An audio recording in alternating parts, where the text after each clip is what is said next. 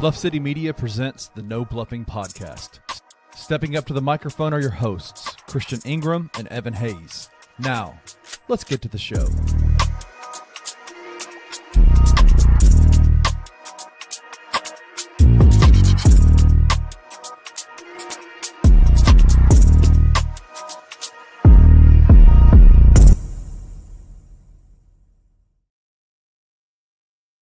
Grizz Nation, what it do? I'm Evan Hayes. That's Xavier, and welcome to the No Bluffin Podcast, where we keep it all the way real, all the way raw, and all the way uncut about your Memphis Grizzlies.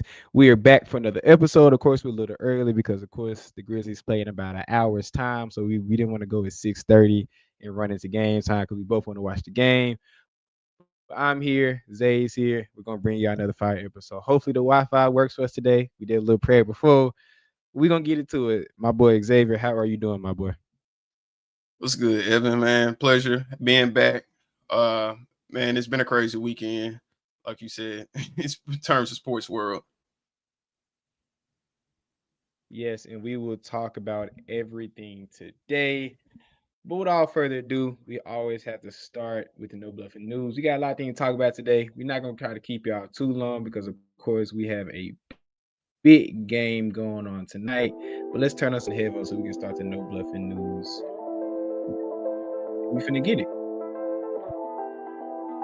Our first topic for today is that the LA Dodgers got it done in the World Series in Game 7 in a very high intensity Game 7 and came out on the road with a World Series pennant. I know both of us aren't huge baseball guys, but we both did watch Game 7. So first, Xavier, when you watched Game 7, what was going through your mind and what was your thoughts on the Dodgers winning back-to-back World Series pennants? Man, this has been an intense series. Around, of course, in the playoff times for the MLB, I go ahead and lock in so many games in the regular season and MLB season.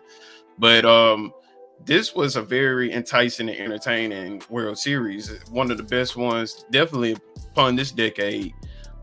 I truly thought that the Dodgers were going to come away with this with an easy and simple win against the Blue Jays with their star-studded roster. But, man, the Blue Jays made them work. And it felt like that the Blue Jays actually had a chance at time to get a win. At the end, going to extra innings, saying that ridiculous out that Will Smith caught at the home plate, like, man, like that really saved them from being on the opposite side of the World Series right there. But Will Smith hit a home run. He was just amazingly clutch for him. The Dodgers, of course, man, they just have their star-studded lineup. So yeah, you have to say, like, they are definitely like built to be a dynasty for this decade. And I mean, they won one in 2020, they won one last year, and then here they go win one this year in 2025. So they definitely one of the elite, ball teams of this decade. They are definitely building their dynasty. I believe I saw that this is the first time a back-to-back winner since the 1998, 1999, 2000 Yankees. So they're putting themselves in dynasty/GOAT tier conversation.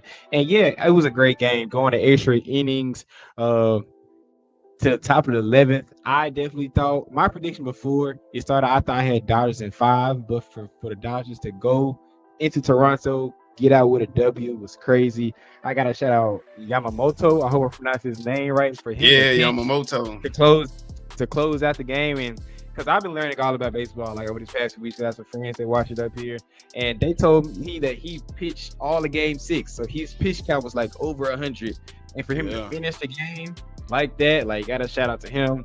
Of course, Shohei Ohtani, he's putting himself deeper and deeper in the GOAT conversation, meaning he already has his second championship in his young career. So overall, it was a great game. It's truly a game of inches. Like you said, that out, it was like a fraction. His foot was that far on the bag at the time, and so it's very impressive to see what those guys can do. And I'm gonna have to tap into the baseball season a little bit earlier outside the World Series because the games are like that. Then I'm gonna have to be tapped in. But y'all know we're not baseball. We can talk all day, but we gotta talk about basketball. What we really want to talk about, and the big thing that everyone's been talking about was the suspension of Demetrius Jamel Morant. if you've been living under a rock, on Friday, the Grizzlies played the Los Angeles Lakers at home, where Ja Morant didn't seem to be playing like himself. Like in the second half, he scored 0 points. I believe that's on the second time in his career where he went scoreless in the second half. His energy looked dejected, and he just didn't look like himself. Then came out in the post-game presser, was very defensive. He repeated saying, asked the coaching staff to allude to something going on between him and head coach Tomas Islo. And then reports came out that the Grizzlies suspended him for a game, last game against the Portland Trailblazers. They ended in a loss. And reports more came out that Tomas Islo questioned Ja's leadership and said he played a bad game against the Lakers that led to an altercation in the locker room that ultimately led to the suspension of Ja Morant. I know I have my thoughts, but Xavier, I know you're right here with me. You was on the Twitter storm when everything was popping off and all the BS trades and all this was thrown out. But give me your thoughts on the suspension. I really want to see how you feel about how Ja handled the situation. It was definitely an ugly weekend, to say the least, man. That Lakers game, I thought that we could come away with a win, especially on national TV. We had a 14-point lead, beating the Lakers into halftime, and then basically the second half, everything just went flat. Not just among Ja Morant, but the entire team, even the secondary star, Jaren Jackson. And Ja Morant, with the suspension, it was definitely, warranted due to the fact you don't publicize that to the media about internal issues with the coach, right? It was something that transpired and happened that halftime. Something was said from the coaching staff, regardless if it was Tomas or Jason March or who else or the assistant coaches. It just didn't sit well. And Ja Morant is a superstar, and he has had his name in headlines for a year, for previous years, for, other circumstances. This is something, adding to the record. And now when he displayed that to the media, the national media feel like that he's very unsettled here and it's time for him to go. And us Grizzlies fans, we feel like, and I truly feel like this is nothing but water under the bridge. Tomas is just really challenging him to become a better player and play at that high level that he expects him to do. If you go back and watch that game in the first half, it was definitely a flat first quarter for Ja Morant. That second quarter run was brought by our bench. So Ja Morant has to play at a high expectation level, and as well Jaren Jackson, really all the starters, right? And like I said, you just don't go across the media and express that, and that was warranted for a suspension. He served his suspension last night against Toronto. He missed out going to the doggone World Series game because, all the Grizzlies were there. Shout out to Zach Edey. He paid for them all. My boy Big Maple. Yep, he did. Yeah. So, I don't know. Hopefully we see tonight that he comes out with more energy and he plays with aligned with his teammates and as well with the coaching staff. I'm kind of. I want to shout out this comment to NAK because everyone has the wrong perception. They said his comments weren't the worst thing to me. It was him quitting on his teammates. He cost him the Lakers game and Raptors game via suspension. That's where I am. His post game comments, yes, were of course inappropriate, and you, like you said, Lee, you shouldn't voice that displeasure to the media because that's how the media storm happens. Like I was watching Gary Parrish's show today, and I just can't remember the guy's name that he has on every Monday that hosts ESPN, but he was saying that like this is what Ja Morant does. People outside me from saying that he's not a leader and he doesn't understand what it's like to be a elite basketball player and to be a leader of friend. Like he was like, I wouldn't say he was like really dogging Ja, but he was saying some pretty hurtful things, at least some strong things, and you don't want that to be the face of your franchise adding to that type of narrative. So my thing was more that his energy was bad. Like you could be displeased with the coaches all day, but you still got to ride for your guys. You still got to go put forth effort because like you said, we were up by 14 in that game against the Lakers, and the other team superstar Luka Doncic was playing his tail off. He had a 44-point double-double, and I think he almost had a triple-double that game. And you would want your superstar Ja Morant to match that intensity. But because Ja was in his feelings, for whatever reason, what was said at halftime, he didn't, and the team ended up losing that game. A pivotal Western Conference game that I could see in an NBA Cup game and a Western Conference game that I could see biting us in the butt later. So my thing was, you don't quit on the court. Like, he's not the first superstar to do it. He won't be the last superstar to do it. But when you already know the controversy that comes with your name, the weight that your past actions hold, you don't need to add anything else to the fire. And I feel like Ja, I don't want to say immaturely, but he was acting a little selfish in that situation. I'm saying this of course, we're both Grizzlies fans, and I'm a Ja Morant fan, but I feel like he was frankly being selfish. And I hope, like you said, this water under the bridge. Honestly, I feel like this could really turn this season around, even though it's early, turn this relationship around, because I know our friend Anthony saying he posted a tweet a few days ago, and it was about how, I don't know if you saw, about how past interview how Islo deals with difficult players. Islo is the type of guy that confronts players in front of the whole team. He's not gonna coddle you. He's not gonna sugarcoat anything. He's gonna say how it is. If you're being an a-hole, he's gonna call you an a-hole. He's gonna ask other guys if they think you're an a-hole too. And I know I'm on a soapbox right now, but all these things been in my head. Ja Morant, through his tenure with the Grizz, hasn't had a coach that would challenge him like that. So being that he has one, I honestly think this could be a really good thing, but it all depends on Ja, how he responds to it. Of course, we'll see that tonight. Yeah, definitely. You know, the NBA is a players' league, right? Coaches has a short leash, left and right. If they say something to the stars, 9 times out of 10, the franchise is going to stay with the star compared to the coach. They have no problems firing a coach in a heartbeat. And Tomas, he's cutthroat, put it as that. You know, he wants to really put emphasis on my stars or even other players. Like, hey, you're not playing to the level that I expect you to play. And I definitely agree with you. His energy wasn't there against that Lakers game, especially that second half. And you can't do that. And it sort of reminds me of the year when Pippen was the star back in '94, and he quit on that play at the end against, I think it was the Knicks, and Tony Kukoc had made the game winner, but they said that the energy was completely flat even after winning the game, because it was like your leader quit on you, and they end up losing that series. So hopefully things will turn around for the Grizzlies. Like, this will lit a fire under Jaren and the others. And like I said, this will be water under the bridge. I believe so too, but I kind of want to pivot to a similar topic, but also like a little different, because it's been speculated. No one would know honestly what was said, but people have been speculating that the reason why Ja Morant was upset is because Coach Islo's rotation of minutes hasn't been to Ja's liking. I was looking at the stats earlier. In the game against the Lakers, he played 31 minutes. The game before that, against the Suns, he played about 32 minutes. Like, he's been around the 28 to 31, 32 minute threshold since he started this season, only 6-7 games in. But if you look at the games, those stretches aren't long. Like, he plays 3 to 5, 3 to 6 minute stretches, and he gets pulled. So he's playing like 5 to 7, like 3 to 5, 6 minute stretch, and then he gets pulled. Some people have said that doesn't allow players, especially if star players, get into the flow.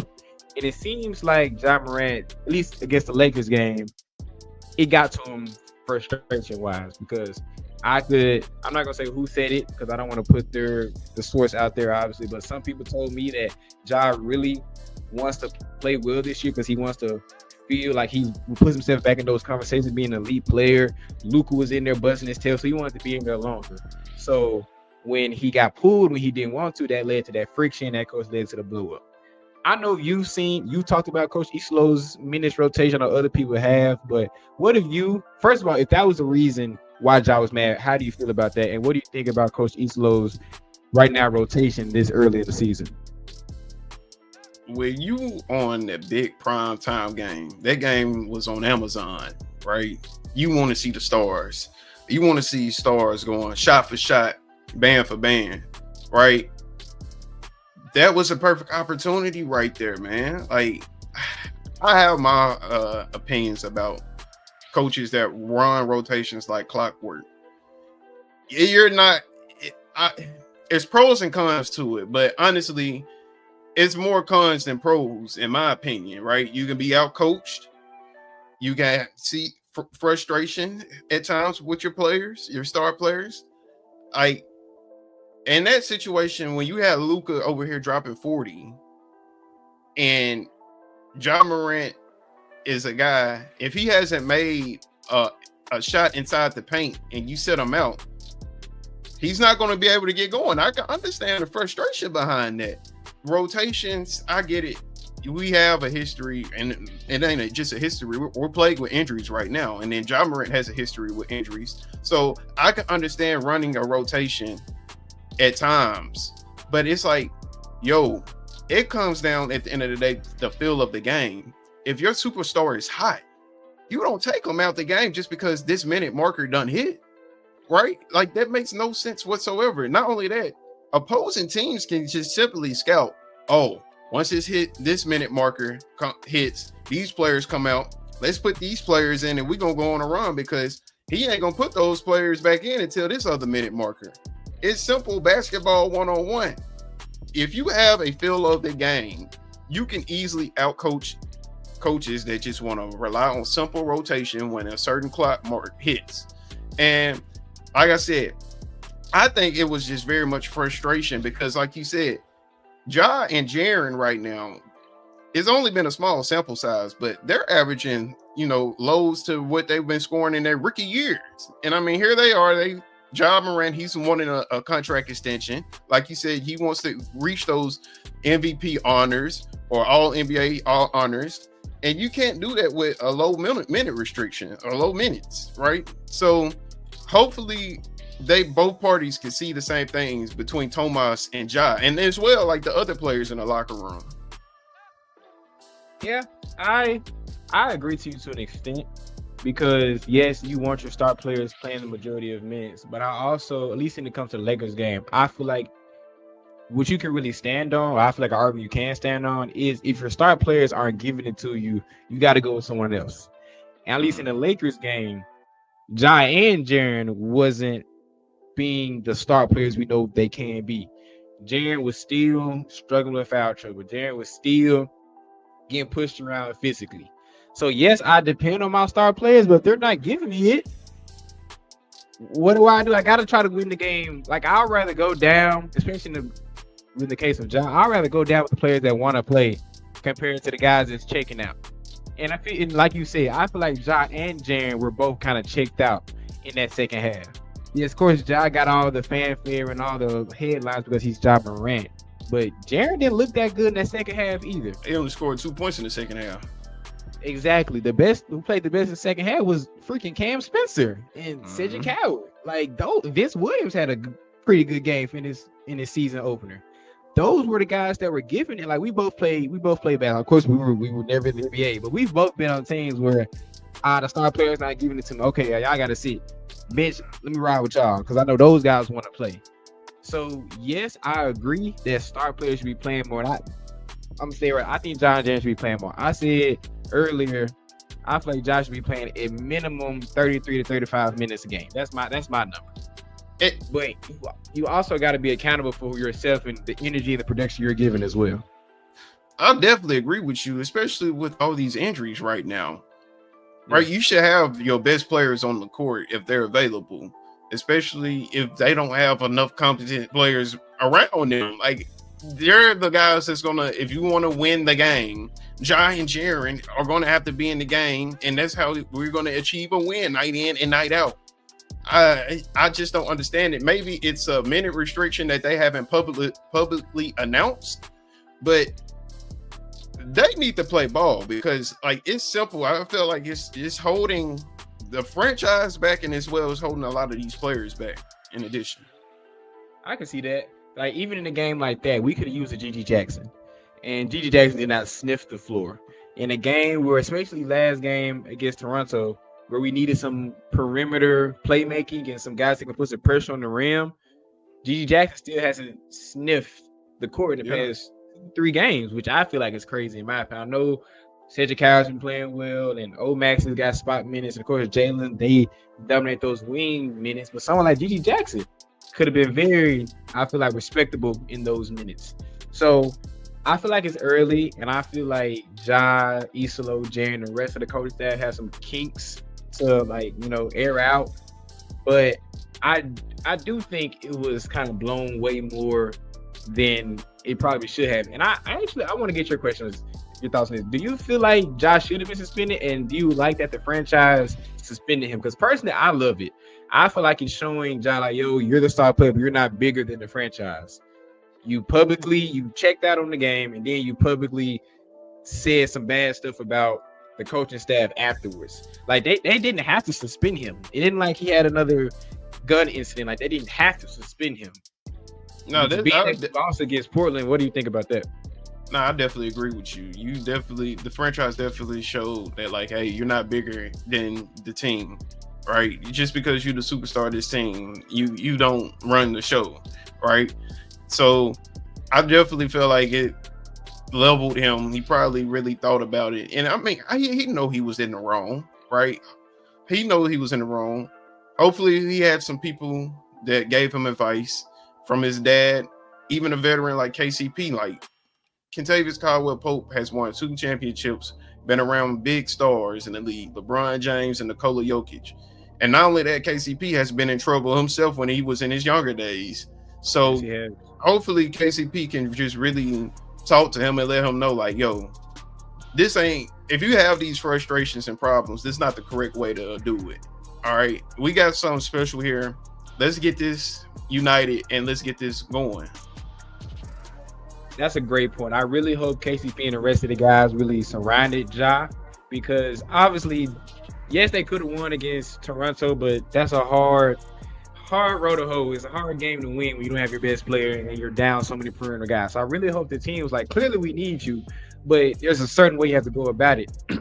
And we all need to be on the same page if we really want to, really want to be something this year. My bad. I don't know what just happened in my throat for a second. But I really hope KCP and Jaren and those guys is good. Even the guys that aren't playing, like Edie and Brandon Clark, like, someone has to tell Ja, like, yo, you're the face of this team. You're the leader of this team. You have to act like it so we can turn this season around early, because we don't need this negative publicity. People saying we should trade Ja and these. I saw a trade, bro, like that for the math that we get Klay Thompson and some money and some draft picks. I'm like, it's some insane ugly trade. I've seen a lot of people out here. I've seen Toronto. I've seen Miami. I've seen dang near every team under the sun. And then I see a report before we get on the show that Brian Windhorst said that the market wouldn't be crazy for Ja if teams want him. We can shut up. Ja ain't going nowhere. Ja wants to be here. He has Memphis literally tatted on his back. Mm-hmm. It was just something that happens in every NBA franchise. It's just time it got said publicly instead of privately. So I think tonight, we'll get into the preview later, but I think tonight we're going to see a great version or the best version of Ja Morant, and hopefully we can move on to this so next week or 2 weeks from now, this isn't a major point. But that's all we have for the No Bluffin News. In a few minutes, we'll be right back with some more main topics, and we will preview the Grizzlies and Pistons tonight. Of course, I'm Evan Hayes. That is Xavier Dodson, and we will be right back in 3, 2, 1.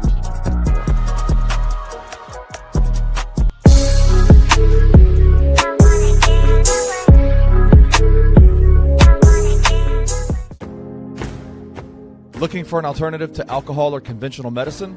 Check out Ounce of Hope, a Memphis-based dispensary with 2 local stores in the Sanderland Center and on South Cooper Street. You can get all the products you need in a location convenient to you. Each store offers an intentional shopping experience with dedicated bud tenders to answer all of your questions, from product selection and mushroom blends to our personal favorite, the Delta 9 seltzers. You gotta try the Peach Buzz. Try Ounce of Hope at either one of their 2 Memphis stores or at www.ounceofhope.com for convenient products shipped right to your door. Use the promo code BluffCity for 15% off any order, excluding sale items. Cannot be used in conjunction with other promotions or discounts. One use per customer.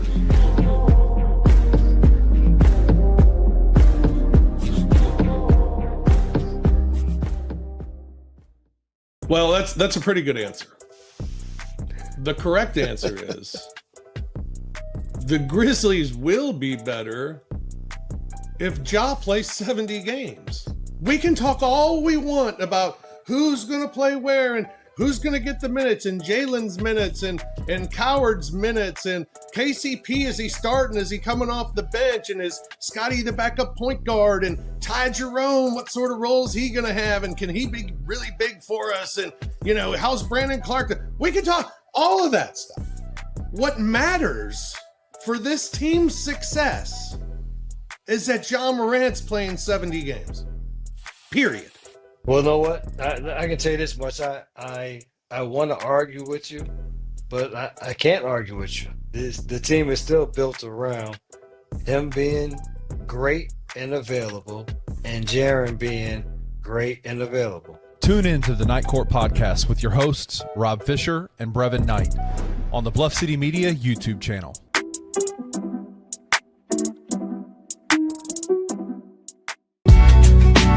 In the heart of the Highland Strip for 27 years, Trilogy Tattoo has helped tell stories for Memphians for generations. Located at 530 South Highland, Richie and his team are waiting to help you tell yours. From tattoos to piercings, your body art should be as unique as you are. Voted a Memphis Flyer top 3 tattoo shop in the city of Memphis since day one.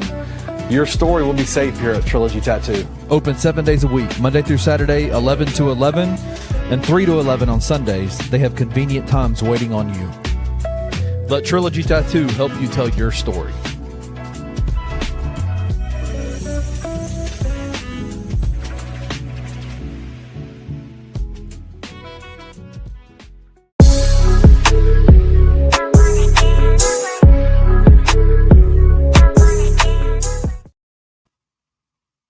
What's up, Grizz Nation? Welcome back to the No Bluffin Podcast. I'm Evan Hayes. The man to my left is Xavier Dawson.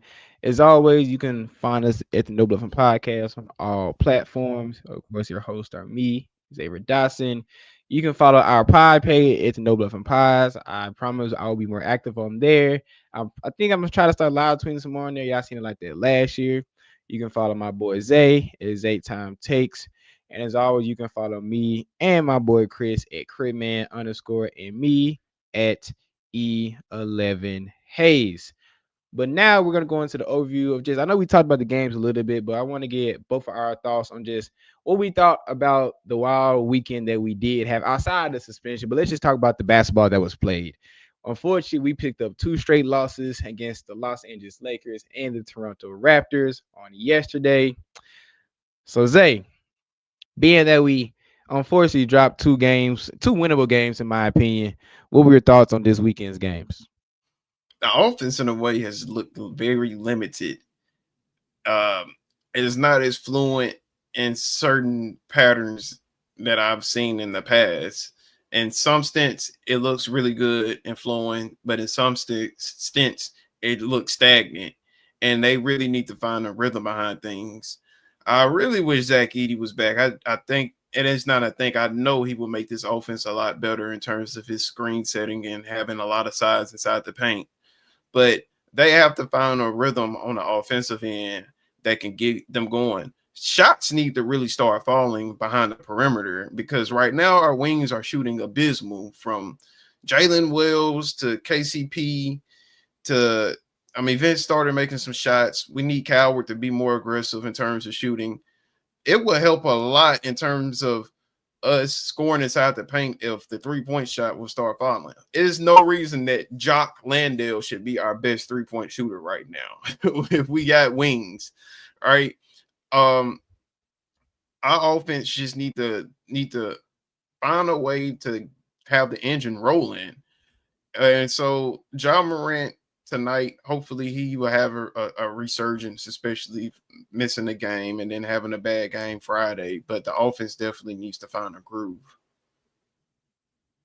I definitely agree. I feel like the offense has been, out of everything, I won't say the worst thing, but one of the standout negatives so far.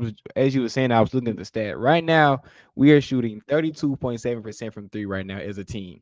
That ranks 1, 2, 3, 4, 5. That's the sixth worst in the league right now.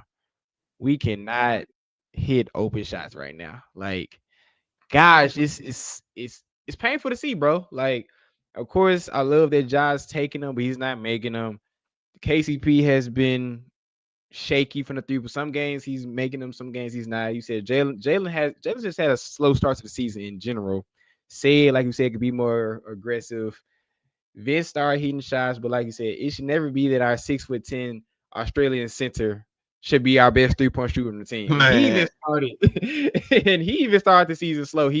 I believe, the game before the Lakers game, he started making his shots a little bit. So the main thing for me, we just got to hit shots, bro. Like, we just have not been. I feel like the offense will open up more if we can hit in shots. Because if you exactly. notice, if you watch the game, teams are going under our screens a lot more now. Like, they're sitting and packing the paint because we're just not hitting shots. If we start hitting shots, things will open up more, and people like John Morant can have free lanes to the paint. Also, I want to get your thoughts. I am so tired of seeing it, just bounce my head. The James Jackson Jr. isolations from the 3-point line. It's bad offense, bro. Like, it's bad offense. Like, I get Jaren can dribble, but I don't want to see the ice. We see that way too much. Like, I know there's Yeah. a report, well, not a report, but shout out BK, shout out Brave and Knight. We were in a group chat a few days ago, and it was a play that he pointed out that I had to go back and watch that. Jaren asked for the ball on the post, and they didn't get it to Give him. it to him. And Yeah.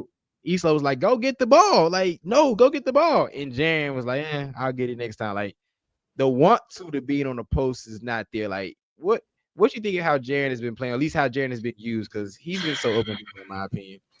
Right now, you really need Jaren to roll because offensively, he's so gifted around the post, inside the perimeter. He's such a gifted player. You talk about him with the isolation. It was a statistic that I think Mark Spears tweeted out today that he is one of the better isolation players. But you put him in a very sticky situation. Players are going to know he's going to drive. He's going to go out of control. And guess what? An offensive foul can happen right then and there. Like, you have to know your personnel. Tomas has to run some plays that's going to give him that ball in the low post. Jaren needs to be quick with his moves too, because a lot of the times he's dribbling excessively and not going straight to his move. You have to go ahead and get to your move quick because double teams are happening. He needs to know how to read a double team too. Know when to pass it to the open man. These are certain things that you should have worked on this offseason. But in terms of the playmaking and coaching, I don't think Tomas is using him in the best capabilities. The only thing I will say is, though, we're seeing Jaren now in more pick and roll actions. And when he actually rolled to the basket, it looks really, really good. He's finishing at the rim strong. And I definitely would love to see more pick and rolls with Jaren Jackson. I would. I want to shout out King Meeks. He's always consistent in our chat and other people's chats. He talked about it. Jaren has so many moving screens. Yes, we are bad in the third quarter, King Meeks, but so many offensive fouls, bro. Like, gosh, like, it's just staying still when he gets the screen. Because, like you said, when he gets screen, sets it, and rolls, like, very few guys in the league can stop it. The 6'11" guy that can drive to the rim and finish with both hands, because he's dang near ambidextrous. He's right-handed, but he finishes great with his left hand. When he gets to the left hand, he finishes well. So the fact that he picks up these ticky-tack fouls where he's moving screens or he's bumping guys or trying to hold guys to get position, it's just stuff you can't have, because there's been so many games. Happened the Lakers game, happened the Toronto Raptors game, that when he gets in foul trouble, we're already razor thin. Ooh, I just thought, I know I know what I'm finna lead to you, but just thought about that. We're so razor thin in the front court, like guys like Charles Bassey hasn't played yet. That's another thing that I don't have understanding on. So I know you talked about Charles Bassey. So why do you think Charles Bassey isn't playing my game? We could really use him, especially tonight. I honestly don't know, right? It's some agenda that Tomas has. He said a word salad answer on why Tomas hasn't really played. But I feel like in a game tonight, when you're going against a paint beast like Jalen Duren, a very physical guy, and who's a rebounding machine, and you know that Jaren Jackson and Jock Landale aren't strong rebounders, Bassey is definitely an answer to Jalen Duren. I wouldn't say necessarily an answer, but he will try his best to contain Jalen Duren. You don't want Jaren to get in foul trouble because you need his production on the offensive end. Not only that, on the defensive end too, he's still an amazing shot blocker. But I don't understand why even, he's just, Charles Bassey is just collecting a free contract right now. A little 10-day. I know it ain't too much, but man, I've never seen a 10-day not play when you have a hardship. You and King Meese on the same page. Took the words right in his mouth. Like, and also the thing with Charles, but he's an athlete. And right now with all the injuries, we don't have enough athletes on the floor. Like, it just look good at Spurs with a lineup with Giddey, Londale, and Cam Spencer. Not to bring their pigmentation into it, but it's not a lot of athleticism on the floor. It's just not. So I feel like having a guy like Charles Bassey that can play vertical, that can guard 4th and 5s, even 3s if he really wants to, that could really help. And just his rebound. Like right now, I really want to see. I'm going to see who I think Santi's out leading the rebounder, but I just want to see for sure. Bear with me for it. Yes, Santi's out leading rebounder with 7.4. What? Like, let me look. Santi 7.4, and Jaren is second with 5.6, and Jacques Londale is third with 5.3. That's not gonna cut it, dog. Nah, it's not. Rebound. The elite team's gonna rebound every single night. They're going to. So you telling me Santi is our leading rebounder, and Londale and Jackson are combined averaging right under 11 combined? That's a shame. Charles Bassey could flourish in that role. Because simply we're lacking size. Jaren already gets in foul trouble enough. So why don't you put that guy in that can rebound, that can be athletic, and is a screen setter? Like, he fits everything you need, at least in this current iteration of the Grizzlies being injured. But not have him on the floor is just mind-boggling, bro. Like, I can't understand it. I really can't. Hey man, I couldn't agree more with you, right? Was getting out rebounded by nothing but 6'9" shot creator playmakers against the Toronto Raptors yesterday. Like, come on now. We gotta be able to play amongst the opposing teams and match up really well. If they have a strong rebounder like tonight, Jalen Duren, I'm telling you, this is a baby tank. He's like just a bit taller. Ben Wallace. We won't stand a chance if we can't rebound. I mean, the old saying is, it's not a good defense until you get the rebound, ladies and gentlemen. That definitely means something. Yes, I remember doing those drills in high school where the stop didn't count unless we got the rebound on the possession. And that is what we're lacking right now. And shout out Zach Ela Highlights. I like your channel. I like you on Twitter. So they said in the pregame show, I didn't know this, that they said they brought Bassey in for Edie to practice against him as he ramps up. That's crazy. Player.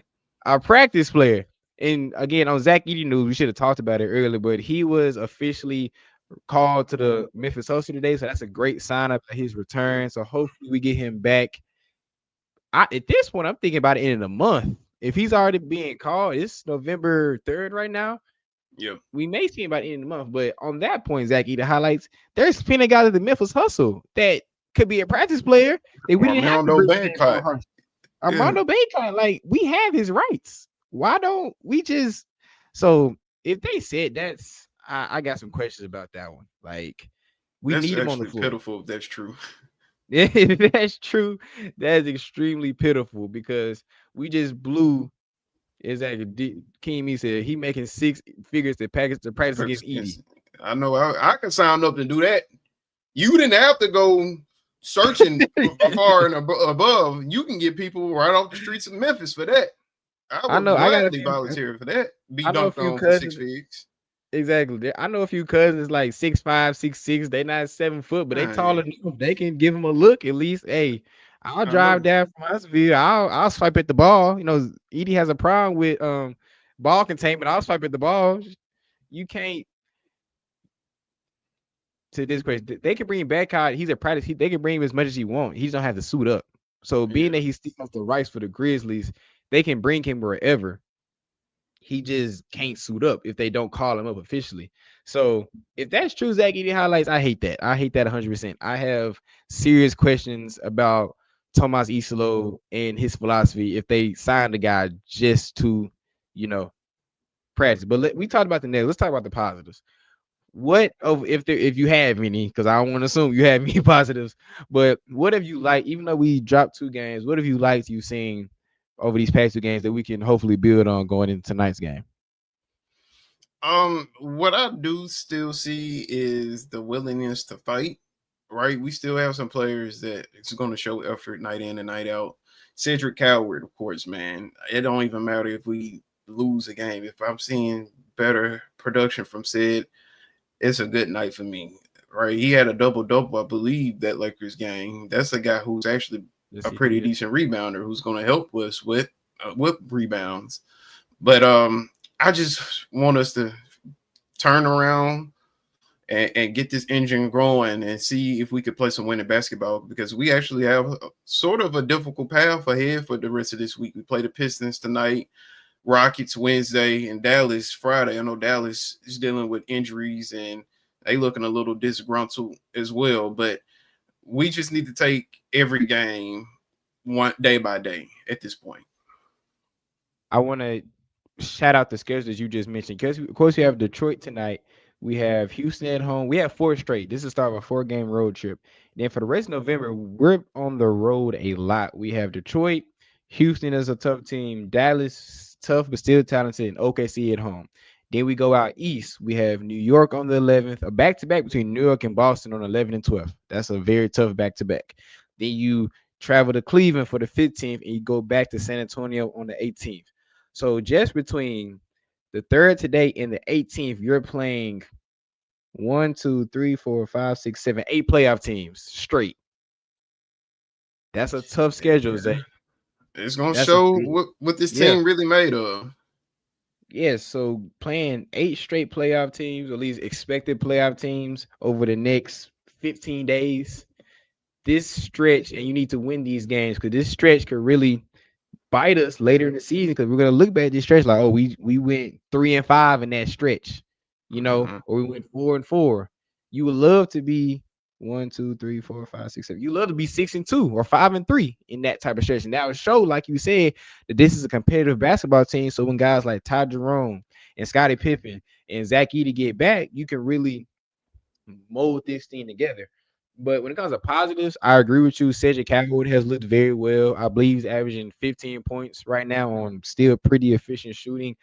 I don't want to say that he's like percentage looking. Like, I don't want to put him in Luke Kennard's like area. You know, Luke Kennard, he really cared about his percentage. He didn't shoot the ball.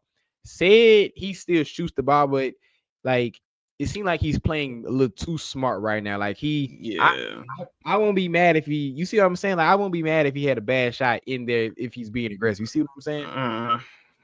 I definitely agree with you on that. He just takes too good of shots. Right. Yeah. It's sometimes it's in the moment. You just need to take a tough shot because you don't know if it's going to go in. We need you more aggressive. Yeah, I get it. He's a rookie. He's still trying to find his spots. But right now, no disrespect to Jalen Woods, but he's playing the best wing. He's the best wing we have on the roster right now. Like, he's outplayed Jalen. I'm not saying Jalen can't turn it around, but right now, Jalen is averaging 10 points on not very good shooting splits. Let me just try to see. My connection just went out. That's great. But yes, he's averaging 10 points to Cedric Coward's 15. So we need some production out of the wings right now. Yes, Vince Williams just came back and he's playing well, but when he said to look better, and I want to point out is what some other people may think. I like the offense of Isolo. I feel like it just looks worse because we're not hitting shots. We're getting open looks. We're getting drives to the basket. I feel like it would just look a lot better if we was hitting shots. So personally, you can critique Isolo's rotations all day, but I think his actual like game plan isn't bad at all. Like, I haven't had any real quarrels with it because when we look good, we look good. It's just been in some of those games where we're not hitting shots, it comes to bite us a little bit in the butt. You see what I'm saying? Yeah, I mean, I feel like we would be talking a different outcome right now if we made shots. right? I mean, we didn't expect Jalen Wills. I think he's shooting like 28% behind the 3-point line right now. We definitely did not anticipate that. If he just bring that average up to at least 35, I mean, I feel like we would have won at least both of these games almost this weekend, basically.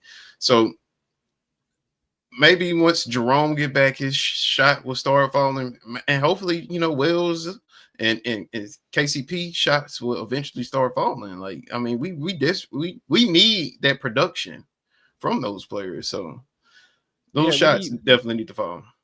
Yeah, we need scoring right now.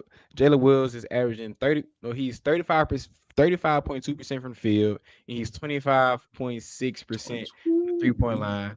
And something that's very uncharacteristic for him, he's 64.3% from the free throw line. Nah, yeah, I know he's been struggling at their free throw line. I don't know if his wrist is still bothering him, because he did break his wrist at the end of last season. So I give him some grace, but we definitely still need his production out there. I think he's just too reliant on the 3-point shot right now. And when I think of Wells from last year, yes, he was making threes, but he wasn't afraid to attack the rim. The DXL layup, that was his signature move right there. Start back doing that. I've seen him in that preseason as well in the summer league. Do a few dribble moves, spin around, jump shot in the mid range. Change up your game a little bit, man. But that comes down to East Lo's offense. East Lo's, we're like top 5 in the NBA right now in 3-point attempts. Not makes, but attempts. So East Lo is promoting these threes. So I feel like that's why Jalen is falling in love with the three a lot. But like you said, when he attacks the rim, he's pretty savvy in the paint. Like, he has the decel layups, he has the up and under, he has step throughs. Like, he's shown that he can be effective inside the arc.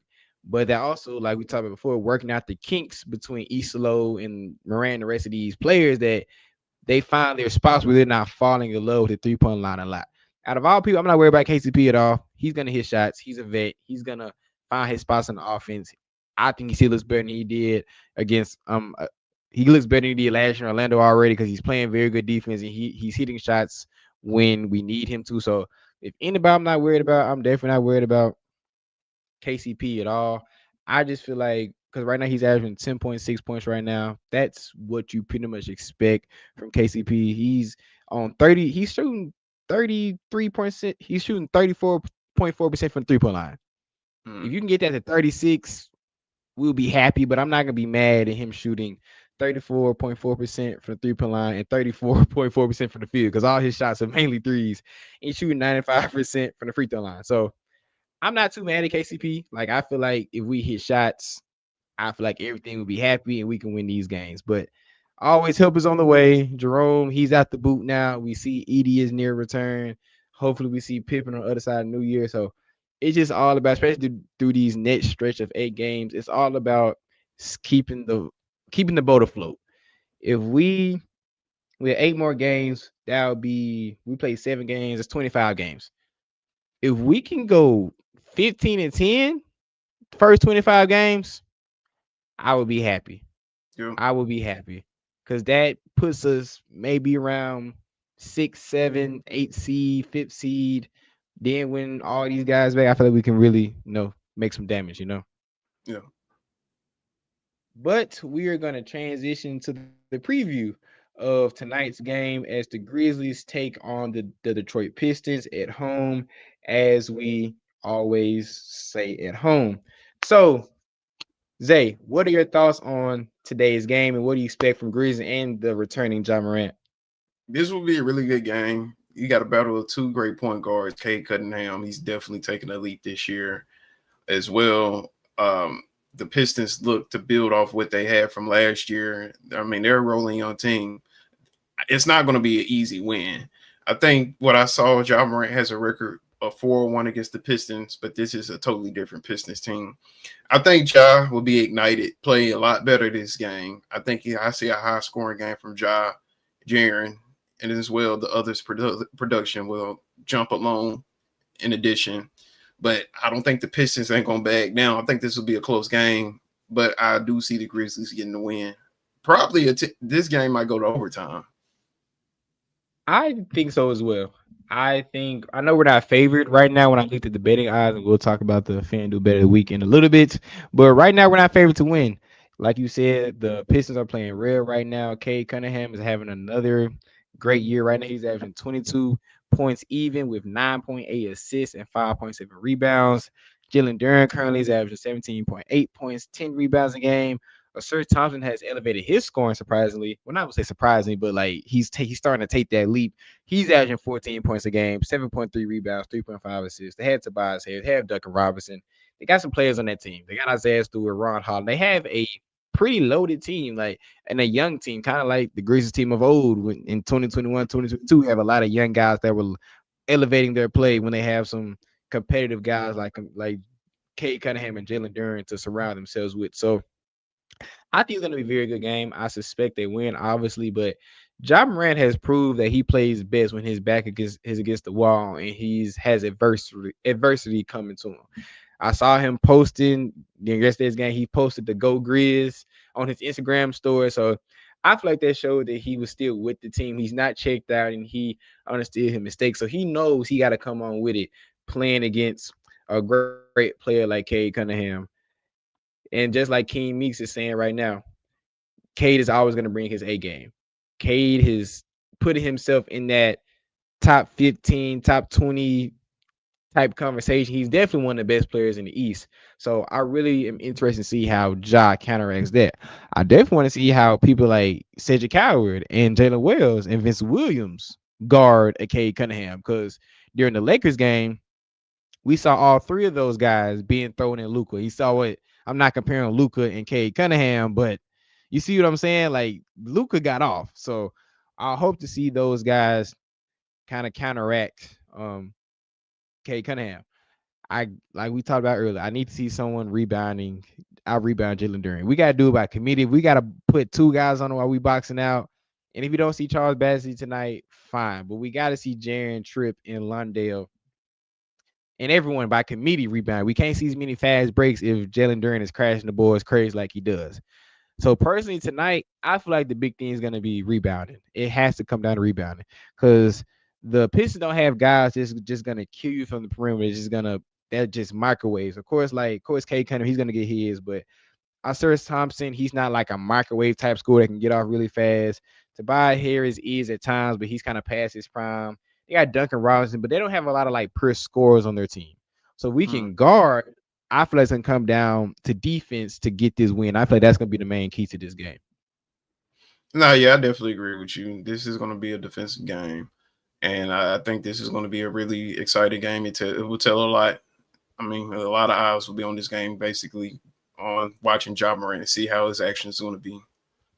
Yeah, and I really want to see how Ja responds. I want to see how Coach Isolo responds. Will Coach Isolo keep Ja to his 28 to 31 minutes, or will he extend his minutes? Okay, 35, 36, 37 minutes. And we may need it because if we go into overtime, Ja Morant's total should be more than 35 minutes. That's all I'm saying.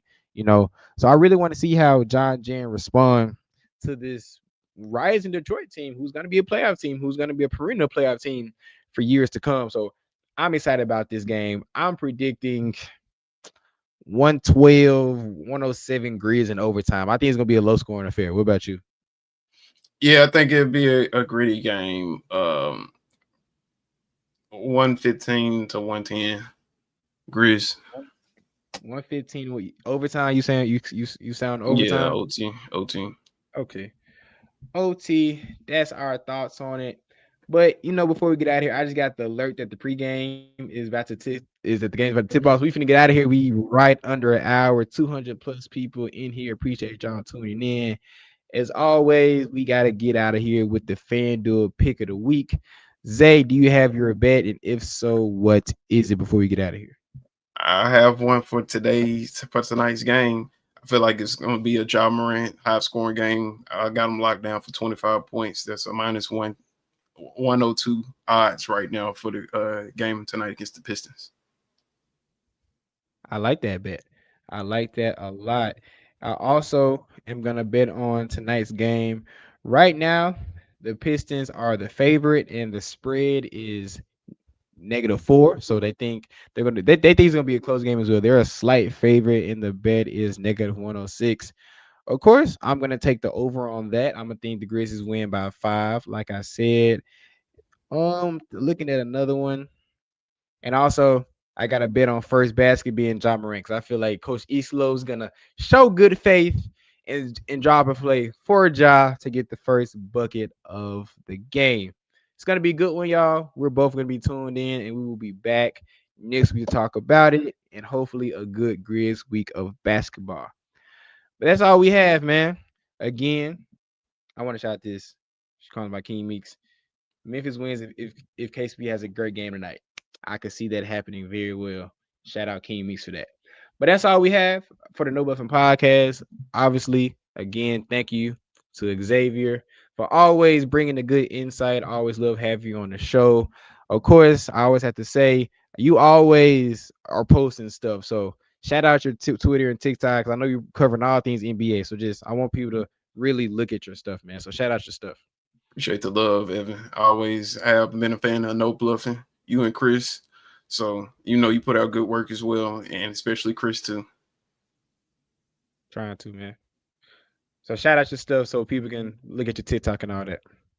Yeah, so, y'all can follow me on YouTube at ZayTimesHates, TikTok at _XZAY. I cover all the NBA media. All NBA teams. So, be sure to follow me on there. I'm dropping videos nightly. So, be sure to follow me. Follow him. He's very funny, man. Very intelligent man about the game of basketball. But we will see you next week. As always, do something that makes you feel good.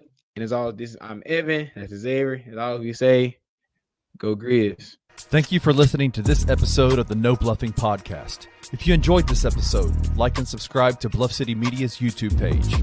For comprehensive coverage of all things Memphis sports, head over to www.bluffcitymedia.co and find out how you can become an insider.